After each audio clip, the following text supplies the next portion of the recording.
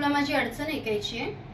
माझी अडचण ही आहे की तुझ्यासोबत पब मध्ये या, म्हणजे ते शॉर्ट ड्रेस घाला, त्याच्यावरती हाय हिल्सची सँडल घाला, मग तो सगळा लवा जमा घेऊन तुझ्यासोबत पब मध्ये या, तुझ्यासमोर नाचा, नाचताना मी अनकम्फर्टेबल, मी जे कम्फर्टेबल ते घालून आली तर तू ऑकवर्ड का? तर असे कपडे घालून कोणीच पबला जात नाही।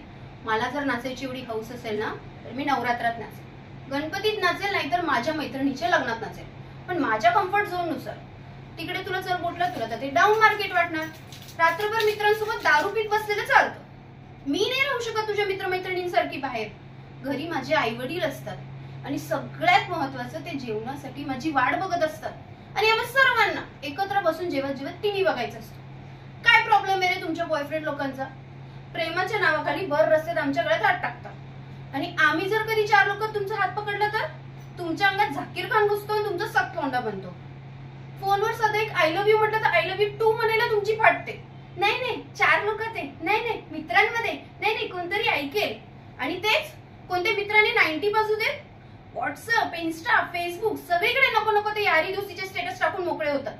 परवा काय टाकलं होतंस सांग ना? आपली दोस्ती फुल टाइम मस्ती, जेव्हा ही मस्ती उतरते, पैसे संपतात, तेव्हा सर्व बॉयफ्रेंड लोकांना आठवते गर्लफ्रेंड। कशीच जानू, कशीच बबडी, कशीच पिल्लू?